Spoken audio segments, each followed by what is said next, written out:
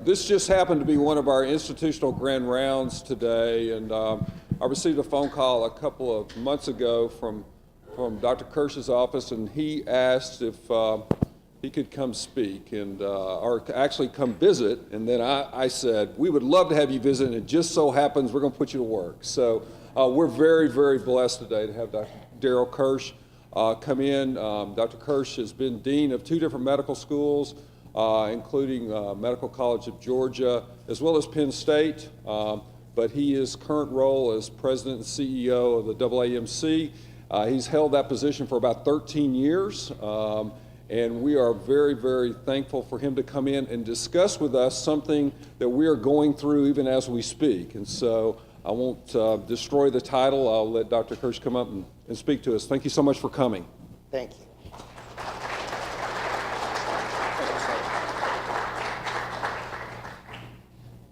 He was very respectful about that. He could have just said, Dr. Kirch invited himself. And now we got to put up with it. But the reason we placed the call is I have never been to Shreveport, to LSU's Academic Health Center, and it's been a real omission on my part that I wanted to make sure I officially corrected. So I'm having a chance to spend the day here, going to meet with some students and others. But when the dean mentioned we could also schedule a talk, I jumped at the chance because I basically want to recruit you into a way of thinking about our situation, not just in academic medicine, but in healthcare in America. You could say we are facing major challenges. I would say we're facing downright disruption across the board. Everything seems like it's in flux, which then raises the question, how are we going to respond? Or we could, I suppose, be passive and just sit back and wait for Congress to fix things. I would not recommend that. Living and working in Washington, I think we should play a leading role in where our country goes in healthcare. Which brings me to what is really the bottom line of my talk, and I'll circle back to this later. But what does it take for you or me to exercise leadership, whether you're a resident leading a team or a dean leading an academic health center? And I'm not a student of management. I don't have an MBA. I never took a course in organizations. But when I started to get jobs as ostensibly a leader, I started reading voraciously. And I found out that most business books or books on organizations say the same thing. They just use different terms in order to sell a new book. But there are 2 books by the well-known author Jim Collins that impressed me greatly 2 decades ago, and they're more true today than they were when they first came out. The first was Built to Last. And he looked at organizations that have succeeded over decades, over a century plus, are the ones he studied. And he said, what characterizes them is how steadfastly they stick to the things on the left and how ready they are to change the things on the right. Now, we've got the things on the left nailed in academic medicine. It's called the Hippocratic Oath. It's called your mission statement. We know why we're here. I would argue part of our problem is we treat things on the right like they're fixed in stone. If we've done it for more than 5 years, it means we've always done it this way, and we're never going to change it. And it's our reluctance to change, whether it's operational things, the way we schedule ORs, or how we run our clinics, or how we handle our finances. We treat it like it can never change, when in reality it needs to. And then he went on in his second book, Good to Great, to talk about the leaders who do best at managing that change. And he described them as understanding the Stockdale Paradox. So if you never heard of Admiral Stockdale, he was the longest held POW in Vietnam. And he and Jim Collins happened to be at Stanford at the same time. Collins asked to meet him, and he was curious. He said, You survived longer than anybody, and he was the senior POW, the leader of the POWs held in Hanoi in Vietnam. And he said, how did you do it? And he said, well, it was this combination of what he describes as always facing the brutal realities, no matter how harsh they looked, at the same time as you positively believed you would prevail. And I think that's where we all as leaders are today. There are some pretty brutal realities, challenges we face, but we are talented, resourceful people, and we need to remember we can overcome whatever challenges we face and come out with much better organizations and a much better health system for our patients. So I am going to review what I see as the 6 big challenges. The first 3 won't surprise you because they're the challenges in our 3 missions: healthcare, education, and research. But I think the other 3 that I'll get to shortly are just as important, and as leaders, we need to be paying attention to all these fronts, or we'll miss some important things. So let's start with healthcare.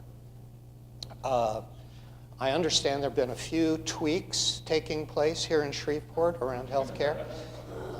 I get the news clips every day, and I've followed your changes with interest. This is just part of a national trend, right?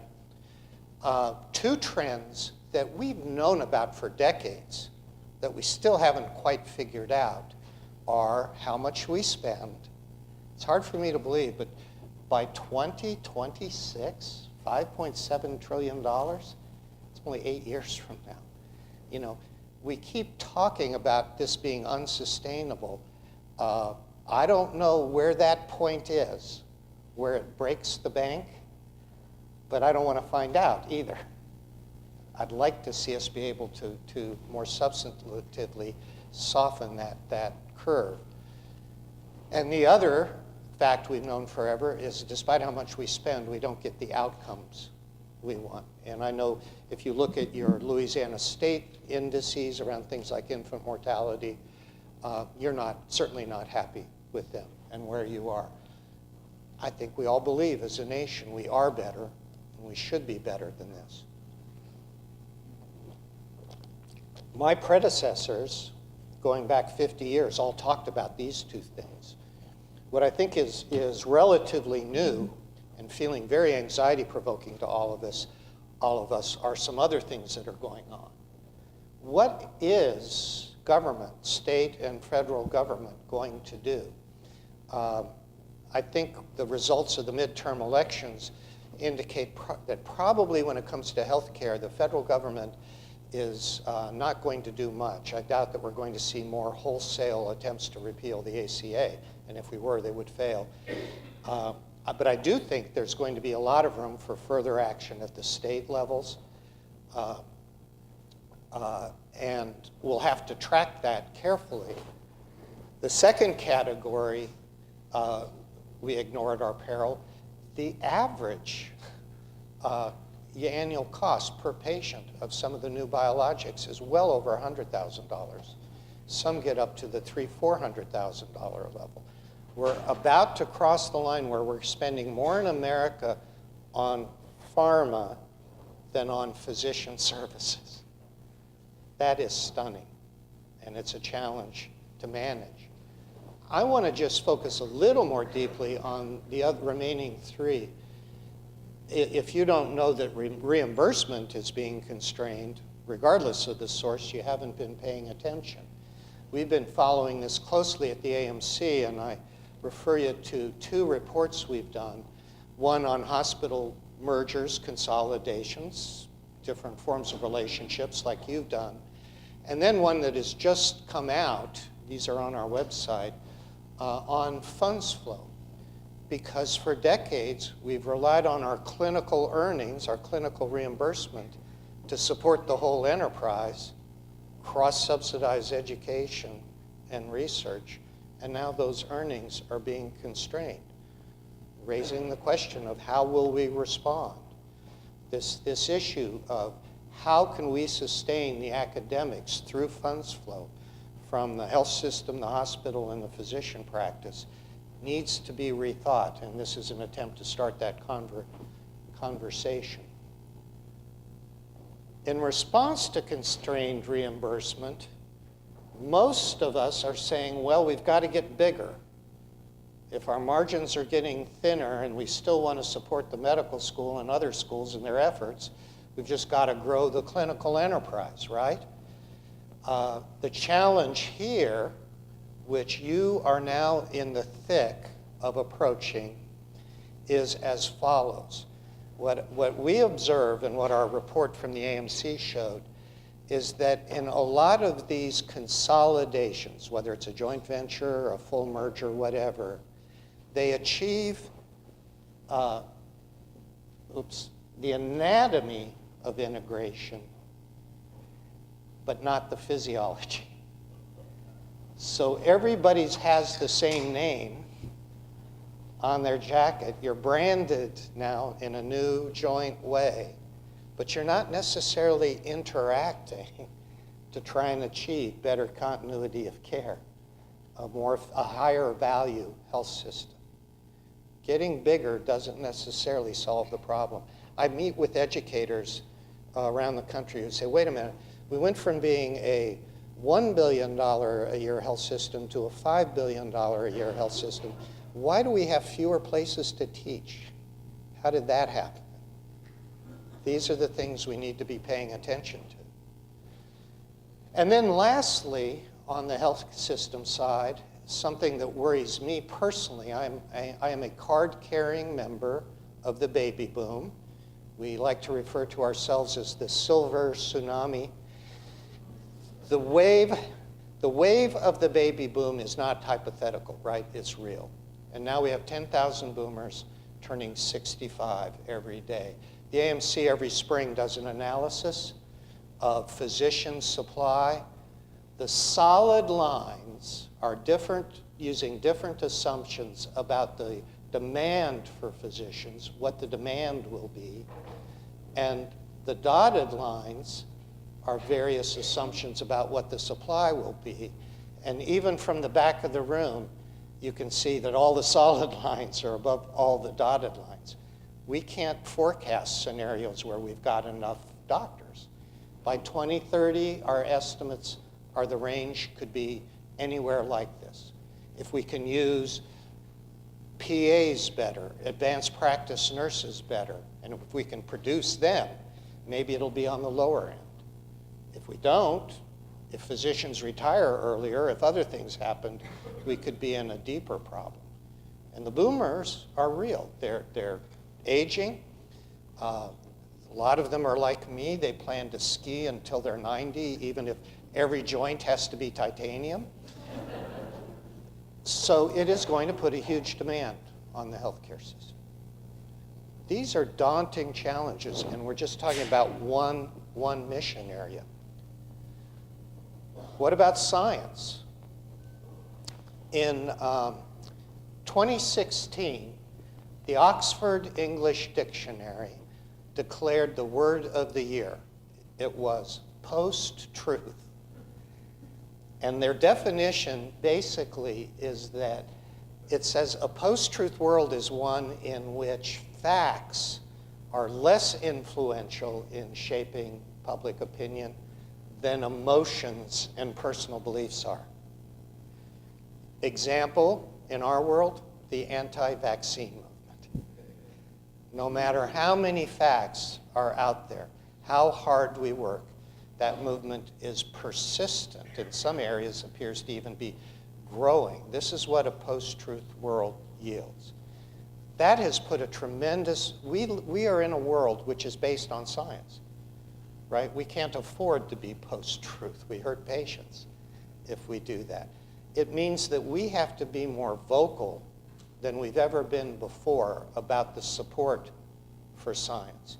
And we've seen that over the last several years with various marches for science and other things. And as a little bright spot in terms of this challenge, we actually have had this be one of the only areas where Congress has been in agreement and effectively made some changes. So the yellow bars are the annual funding levels for NIH. After we doubled NIH, now almost 15 plus years ago, it flattened. The blue bars are adjusted for inflation. So what you can really see is we were really going downward. We were losing ground in the purchasing power of research funding coming to LSU and others from NIH. Look at the last 4 years. We have gained steady ground in both current dollars and inflation-adjusted dollars, but we're still below where we were 14 years ago. So we've got a lot of ground to gain. The good news is this is one area where, because I think you've all been vocal about the importance of science and NIH, writing local op-eds and things like that, that it's really gotten both the Democrats and Republicans supportive of NIH funding. So what about our third mission? Where's the challenge coming from there? This one's interesting. It's not coming from government. It's not coming from the business of healthcare. It's in a sense coming from within.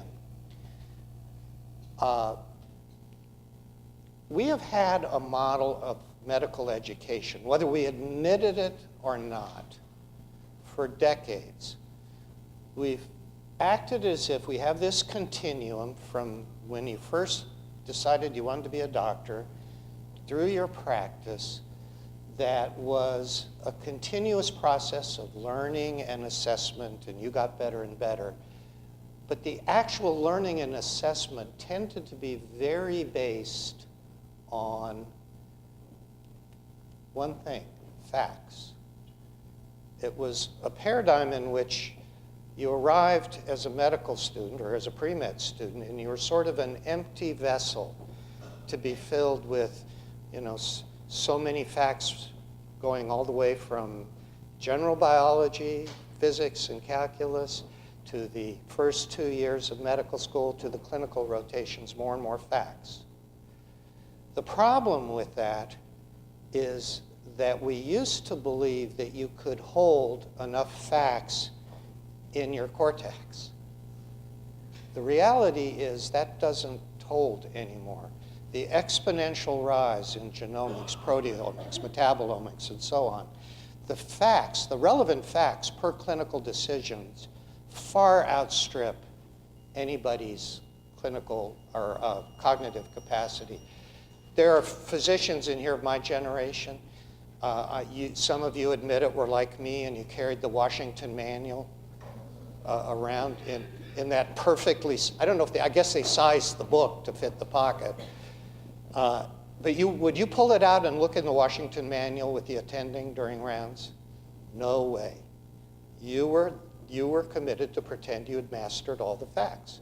And then we gave you exams that were largely standardized fact-based tests. Well, now we've entered a world where there are more facts than any of us can handle. They're increasing exponentially. And not only that, machines are getting better than we are at facts. This is not science fiction. There are now documented studies that using machine learning, deep learning technology, artificial intelligence, X-rays can be read as or more reliably by algorithms. Now, there's still outliers, but skin lesions can be assessed more reliably by machines using deep learning than by trained clinicians. It's a matter of handling facts, having seen lots of patterns, and machines can handle that in a way we can't. So the question becomes, I hate to say this in front of medical students who are steadily accumulating debt, are we just not going to need doctors, right? Will everyone just have their own medical Alexa that they'll ask questions of? I don't think so. And I think what I do think is going to happen, and is already happening, is we're changing our paradigm of education to one that instead of being focused on facts, is is focused on a broader range of competencies. And those competencies, the ACGME developed 6: medical knowledge, patient care, around to systems-based practice. We did an analysis of every competency-based system in any language we could find globally. There were over 150. They all had those same 6 dimensions, basically.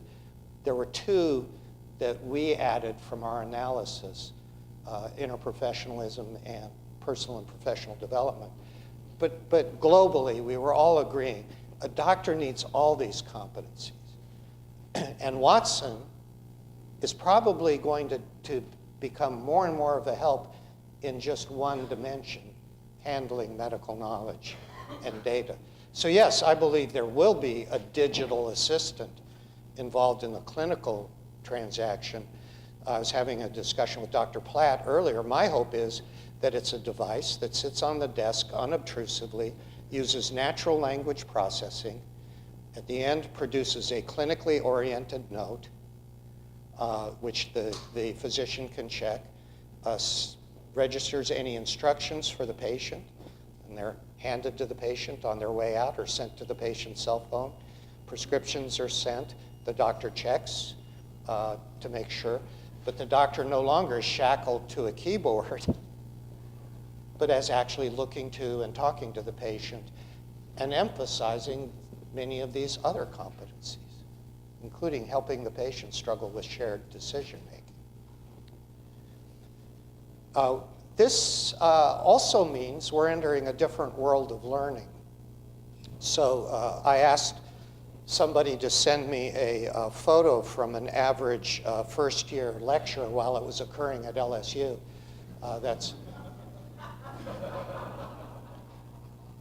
This is a universe. I say this at any medical school I speak with. You know, the fact is, the old sage on the stage doing what I'm doing now is losing a lot of its utility for our learners. They are multimodal learners, very accustomed to using technology, all the way up to virtual reality. They're very oriented toward the kind of small group, flipped classroom, problem-based experiences we can give them. These are new modalities of learning that work very well.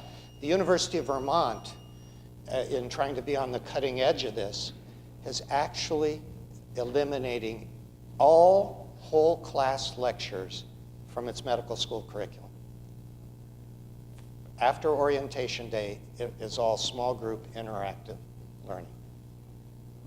And so far, it's not fully implemented, but it's working.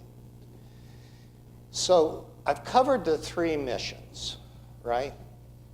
And you might say, well, that's it. That's what we do. Healthcare, education, research and education. What else? We got enough to worry about in those 3 missions. Why should we take our focus off the ball of our core missions? Well, I have 3 others that I think we ignore at our peril, and I want to touch on them briefly for you. The first is this problem of larger social inequity, increasing divisions, and divisiveness and injustice. And you might say, well, isn't that a socio-political issue and have nothing to do with health care? And I would argue it has everything to do with health care.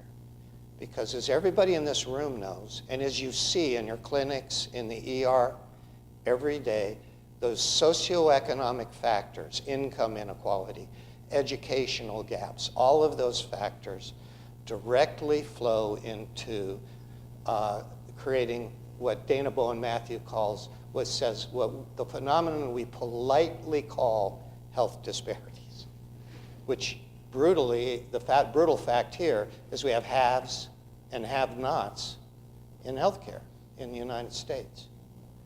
And her case outlined in her book, Just Medicine, which is a fabulous overview of this issue of health disparities and inequalities and what it's going to take to deal with them. But her take is essentially that this is a core healthcare issue.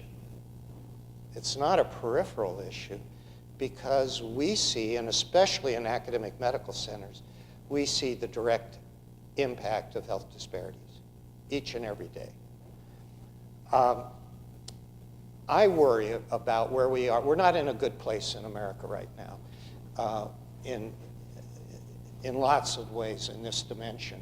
Income inequality, we have the best economy we've seen in many years, but the income gap between rich and poor is actually widening. The education gap isn't closing anymore. I can tell you pretty reliably what someone's life expectancy is just by knowing their zip code, because that'll tell me what their income status is, their educational status, and the like. So we have to, but yet in America, what we're doing more and more is kind of hanging out, aggregating with people who look like us and think like us. You see this when you look at analyses of how neighborhoods are evolving in cities. So where's the one place where we still all come together? It's here. It's the academic health center. You know, would argue that in our society now, in Shreveport specifically, if you want to really see the full range of diversity, visit this campus. Talk to the patients, students, the faculty, the staff. I think we increasingly can be the shining examples of how diversity can work for positive results in our society at a time when we're again, polarizing, segmenting ourselves. I mentioned this at a talk at our annual meeting a week ago. 2 weeks ago, Saturday, I think we saw some of the worst divisiveness rear its ugly face in Pittsburgh with the synagogue shootings.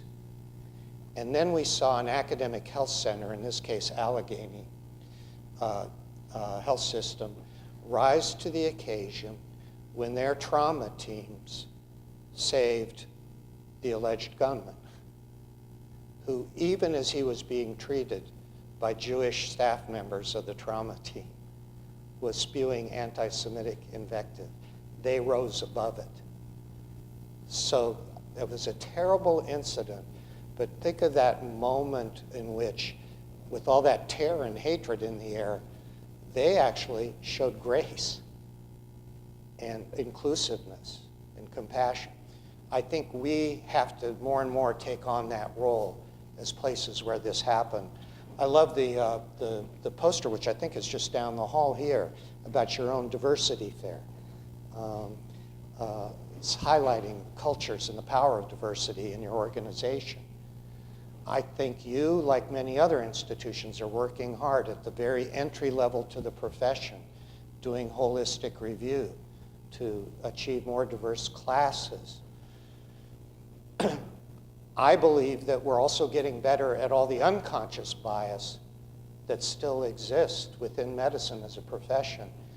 So recently at the Council of Deans meeting, there was a brisk discussion about the fact that the majority of entering medical students the last 2 years are women. But if you look at the national data, we still have a persistent gender gap in salary for people essentially doing the same jobs, with women being paid less than men, and also with minorities being paid less than the majority faculty members. I don't believe people get up in the morning intending to do that. I think it's a shining example of unconscious bias at work over time that creates those inequities in compensation and other things. And because we're the custodians of the learning environment, what our students and residents see is going to imprint on them for life. So if they see biases, conscious or unconscious, at work in the setting, it then sticks. Whereas if they see us rise above that and fix that and be intolerant of behavior that's inconsistent with our values, then it leaves them with a very clear positive message. So that was number 4. Number 5 is well-being. And now what we're all talking about, the opposite of well-being, burnout. Now, burnout is not a personal failure. It's not, if you're burned out, it isn't that you haven't done enough yoga or meditation or whatever. Burnout is a workplace condition. And it has, I think, always been present in medicine because of the stress of the field. But what concerns me and others is how it seems to be growing. So these are two large-scale studies by Tate Shanafelt and colleagues, conducted 3 years apart. And just in that 3-year span, he's in the field now with another follow-up, but just in that 3-year span, we crossed the threshold where the majority of American physicians were reporting symptoms of burnout. And then when you look at things that can follow, not just depression, but anxiety disorders, substance abuse, suicidality, you see how concerning those numbers are. Over 400 physicians die by suicide each year. The percentage, stick with me on this, it's a little obscure, but the percentage of doctors who die by suicide each year is higher than the percentage of Americans who die from opioid overdoses each year. Do the math. It actually is true. We're in a full tilt national emergency state around the opioid epidemic. We've got to feel the same urgency about the well-being of our colleagues. This is not a simple problem. The National Academy of Medicine has a working group on this, that when they started, there were a lot of people who said, we know what the problem is, it's the electronic health record. You know, you know, in the extreme, they would say, let me go back to paper and I'll be a happy person again. The electronic health record is a huge problem. It was not designed for clinical care. It was designed for billing, compliance, regulation, and then doctors became the unfortunate clerks required to enter that information. But it's only one of many, many factors. Now, there are some personal factors involved, but there are many, many more organizational factors that need to be worked on. I think there's an analogy here. I don't know how many of you remember when To Err Is Human came out. And at first we said, oh, there can't be that many patient deaths from medical errors. And after a while, we got over ourselves and said, you know what? Having so many central line infections isn't a good thing. And so with the help of a second IOM, then IOM report, Crossing the Quality Chasm, we've been thinking seriously about quality and safety ever since. Now most health systems have someone who essentially is a chief quality officer, really working on these issues for the system. So I think the analogy today is that to care is human. You know, even though we like to think of ourselves as superheroes, physicians, other clinicians, and staff are human beings, and working in the environments we work in can wear you down. And there are elements that have increased in the environment that have become even more corrosive on people. So To Care is Human, it was a report I co-authored with the head of the National Academy and the head of the ACGME, and there's now a consensus study in place that hopefully is going to give us a roadmap for how we work on this.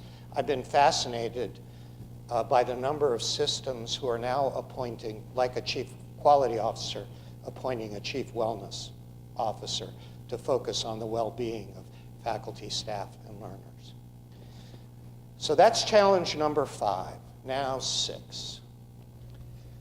Oh, I just had that slide to remind me. If you're at all interested in the burnout problem, if you go to the National Academy's website, they have a rich and growing resource. That diagram you can look at interactively and see what the sub-factors are under each dimension, and you access the Knowledge Hub at that web URL. So problem number 5, when I visit academic health centers, I often say, what's our biggest deficit?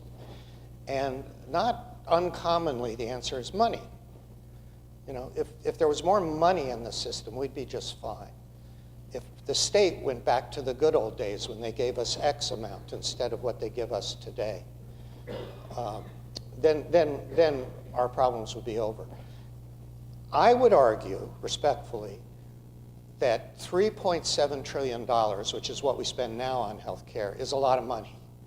It's badly misallocated. For instance, a big chunk of it is, I'm going to put it bluntly, is funding pharmaceutical company profits and cross-subsidizing lower drug costs in other countries. That's a bad allocation of precious healthcare dollars. That said, if we could get it better allocated, I think it's enough to do the job well in this country. So if money's not the deficit, I would argue it's leadership. So is this the leader we need? This is a photo of Dean Lewis when he first became chair.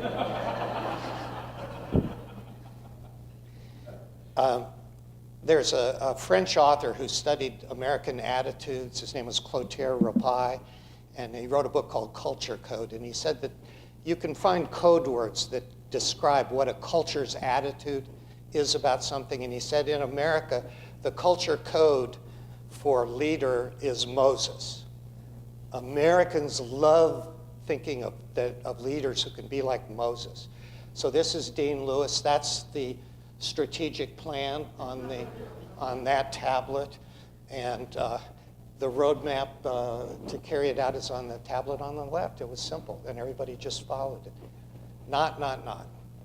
This was our model of leadership, and we still see examples where we look for the great person, the man or woman who just knows it all and takes over. It doesn't work that way in complex organizations, and you and all of our other academic health centers are in a complex organization. The leaders we need now, I think, were captured perhaps most clearly in a book by Liz Wiseman and Scott McCowan.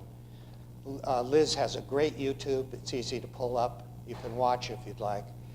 But her thesis is the best leaders now are what she calls multipliers. And a multiplier is a leader who doesn't know all the answers.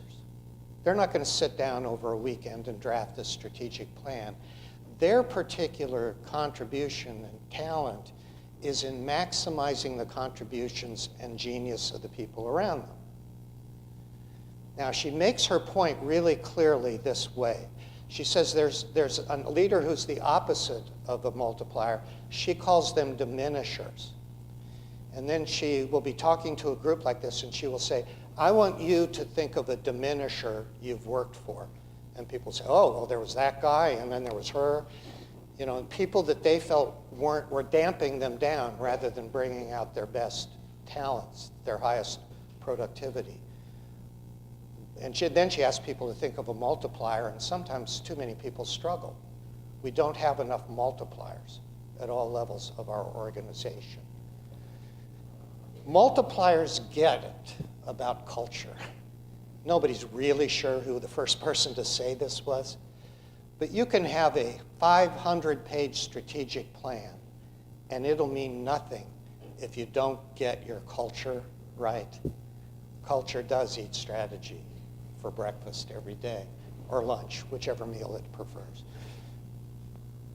Our culture, especially in academic medicine, looked like this list for way too long. I mean, we were hierarchical, and still are in some cases.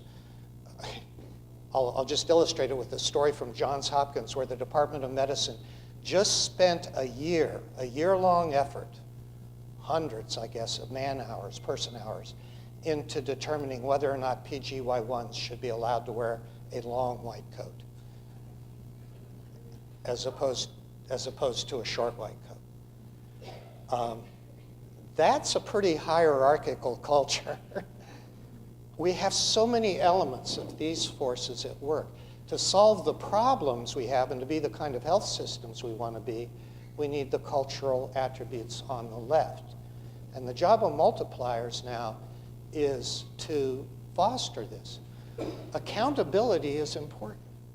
you know, this campus has, I don't know the exact number, but hundreds of millions of dollars of resources flowing through it every day.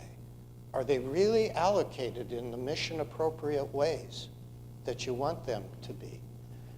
And are you collaborating, or is it still every person, every department for itself? You know, are the education, research, and clinical missions separate islands, or are you really working to integrate them? And the last point I'll make is these leaders always remember what true north is.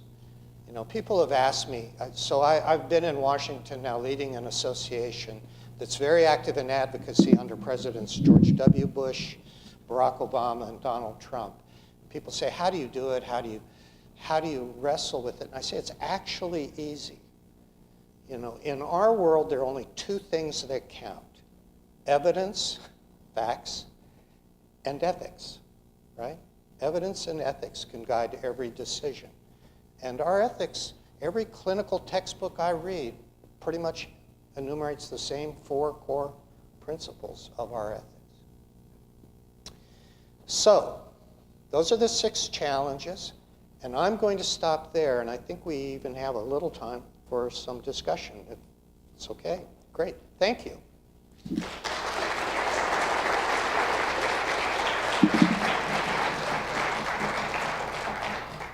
So I'd love to hear, I don't know, do you have a mic, or can people hear if you just project here?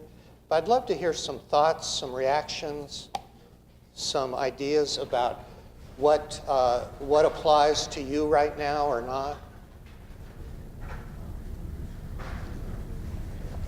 Sorry, I came in a little late for your talk. Oh, you missed the best part. As medical schools go towards this collaborative model, the support system really holds individual physicians fully accountable. So a hospital gets a pass, the surgeon makes an error. And that surgeon's going to, you know, there's a disincentive for everybody to sort of be a team when an error like that occurs. And that individual is bearing the burden, stress, and costs. And it just seems, how do you address that? I mean, on one hand, you know, the idea of having patient-centeredness, teamwork, but when we talk about actual accountability in terms of complications, the doctors are taking the brunt of a lot of these Well, challenges. this really goes back to the experience we had on safety and quality. And, you know, the culture you're describing, quite frankly, was where we were with these issues. Typically, it was, who's to blame here? You know, and somebody would be identified, and it would be then become, for that single clinician, or maybe 2 people, it would be a couple years of agony while the litigation went on. What To Err is Human and Crossing the Quality Chasm pointed out is that typically medical errors, safety problems are systems failures that involved multiple issues, and that the worst thing that could be done was to blame an individual and claim it was a failure of an individual, when typically it was a need for a system correction. And I guess the best thing I can give you is a concrete example. The morale was really suffering when I came from Penn State because it had gone through a failed merger. But one thing was that there was an intense, this was a period when malpractice claims were really rising, and judgments were rising in Pennsylvania. There were some outlandish OB related awards given in Pennsylvania at that time. Everybody was on edge about it. And we said, no, the culture that we need to have that promotes quality and safety cannot be one of blaming the individual. So we really shifted dramatically to if our system had failed in any way, to moving quickly to apology and discussion regarding appropriate compensation. Having a team that could handle that and shield the clinician from feeling that they're the epicenter of the conflict. And the net result of that, which was pleasantly surprising to me, was our claims went down and our total cost went down dramatically, because in many cases, just acknowledging that the system had broken in one way or another was all the family and the patient wanted. It was pleasantly surprising to me. So I think what you're talking about is an example of how a culture has to change in some fundamental ways. And one that's collaborative and mutually accountable does not hang out an individual to dry. Now, that being said, there are cases of people who are careless. That, needs to become a topic for remediation. But then there are cases where people are clearly, consciously breaking the rules, crossing boundaries. And we just can't afford that. It's so antithetical to what we want and need in medicine. And it wears down the people who see that happen. So we just had a lot of discussions at the AMC annual meeting about the issues of gender harassment in medicine and academic medical centers. And it was heartbreaking to hear some of the women describe the incidents of not unconscious bias, overt conscious bias and discrimination and harassment that they still encounter. We can't be what we want to be if we tolerate that. And I know it's hard for leaders to take a hard stand around those kinds of incidents, but you won't be the kind of organization you aspire to without doing that. Thank you for bringing it up. Other thoughts, please. Dr. Kirch, I think one of the things that we are dealing with is what you talked about with education and that move from the lecture and the way we've always done it to thinking of things differently. How do we help our faculty who still want to stand up there and teach to a room of 100+ students and are not willing to see that students are learning a different way and technology is different now? So how can we bring those people along instead of them becoming very much frustrated with the new way of doing things?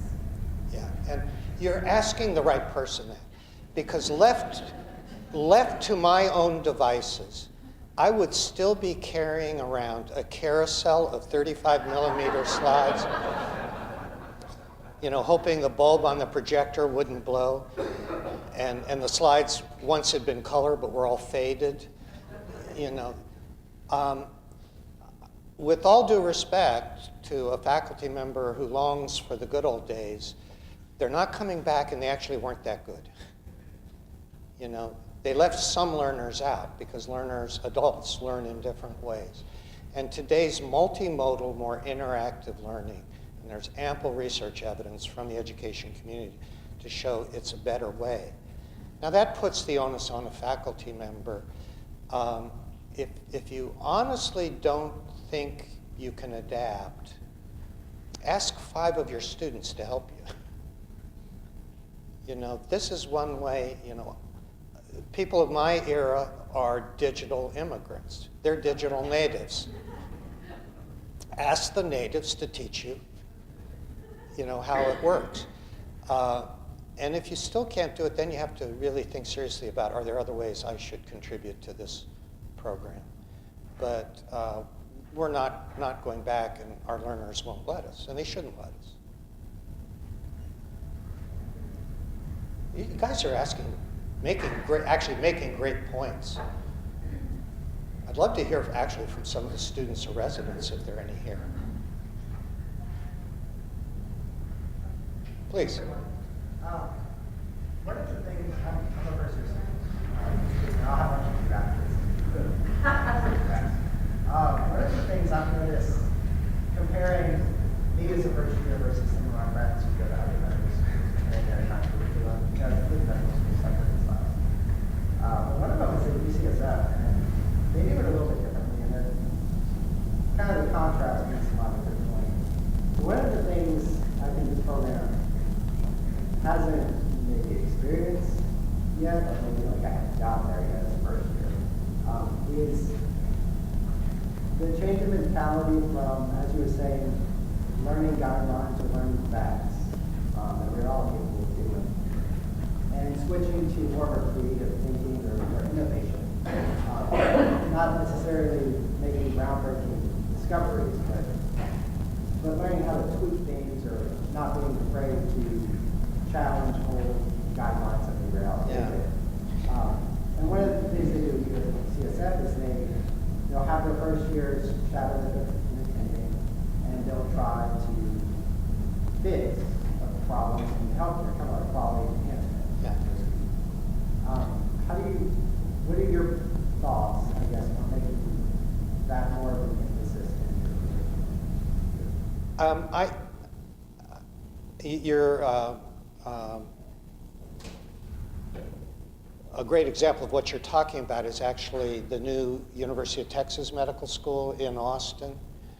And they've really emphasized design thinking as a core principle in their curriculum, and how to help students not just learn the foundational knowledge, but look at how the system currently works, and how could the system be redesigned to achieve its ends more effectively. And they have a lot of students who engage in a separate track with regard to that. At Dartmouth, the students really focus on part of their curriculum being around what they call healthcare delivery science. You know, what is the science of the way a healthcare system should run, and what are the problems with the way it runs. I think creating more opportunities for that, everybody's trying to do. You may have some coming up that I haven't learned about here. I think there are a lot of opportunities in terms of interactions with your colleagues in the allied health sciences, and things that can be accomplished there, because the reality is you're going to have to be working with those disciplines in high-performing teams 10 years from now. Why not engage in some ways now where you can think about what are the elements that make for a team that performs well versus not, that kind of thing. But every curriculum is in evolution. One thing I'll caution you about is every medical student I've met believes that their friends at other schools are getting a better deal, which means everybody's getting a good deal, basically. And I've learned a lot of positive things about what you're doing here that I see some other schools not doing. Please. Currently, the whole system is, in healthcare, is investing tremendous amount of efforts and monies into repair medicine, treating the people that are already sick. I know there's an intention that new medical schools are reporting about prevention, early detection, and well-being.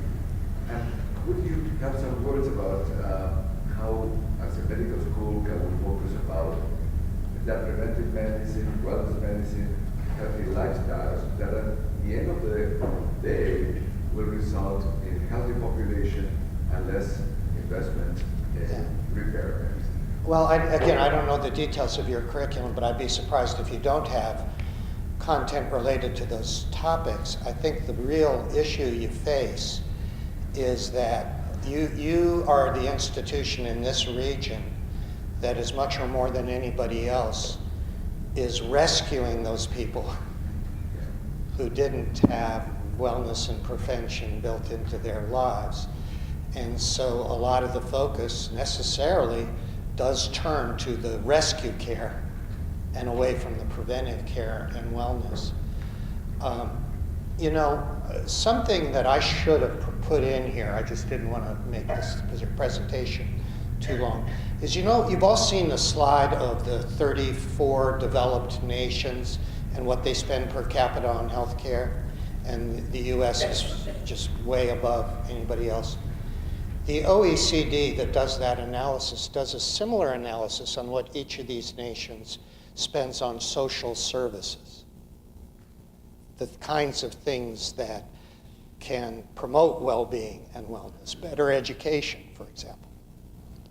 The US ranks at the bottom of that. So in a sense, our problem around how much we spend and the poor outcomes we get in healthcare directly relates to how little we invest compared to other nations in education and job development, other things that could help resolve health disparities.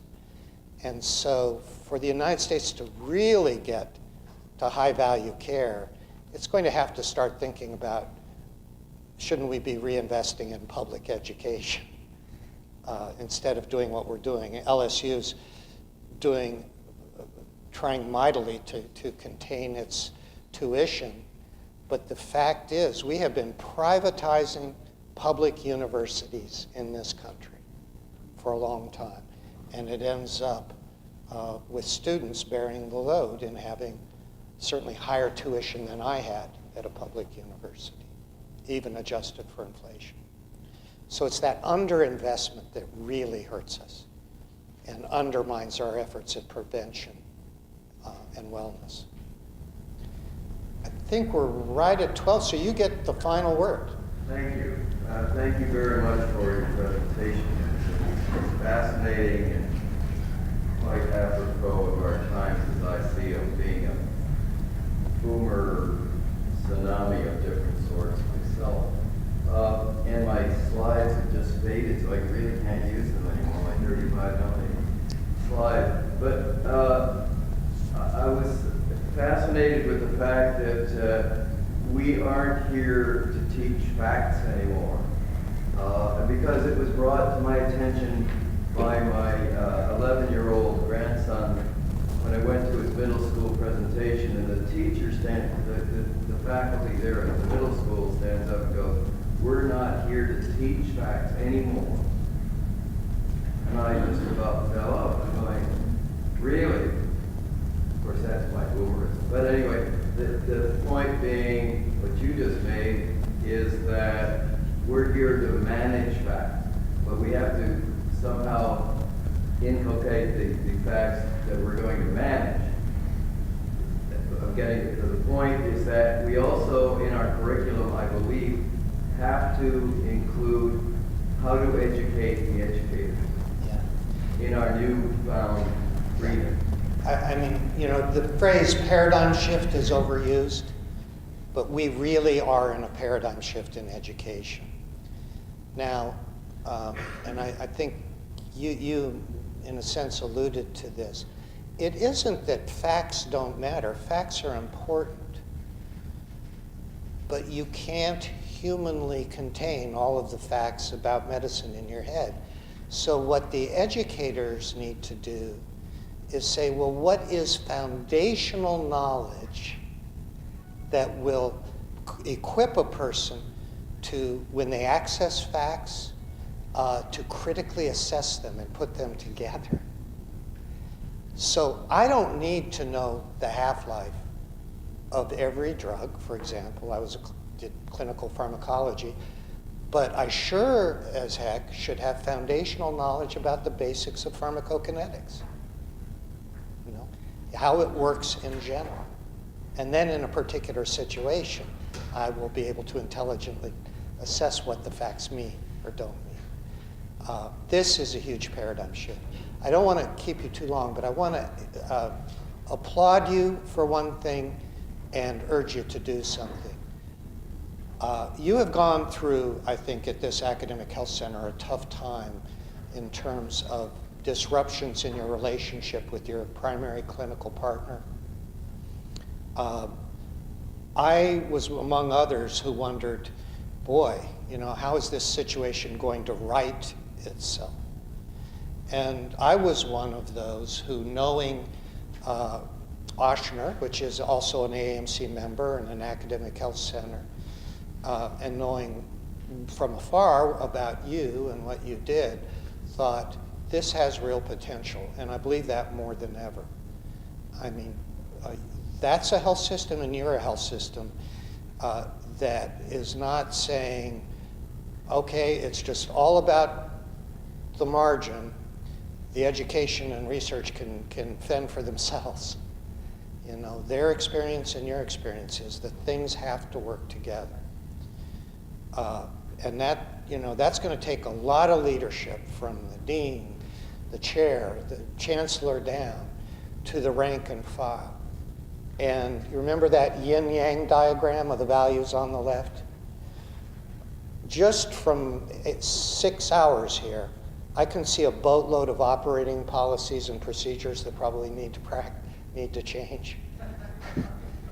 And it's going to feel disruptive. But if you hang in there, you will get to a much better place. And you will attain a level of recognition, deserved recognition, far greater than what you've had in the past. So I wish you well in that journey. And thank you all for taking the time.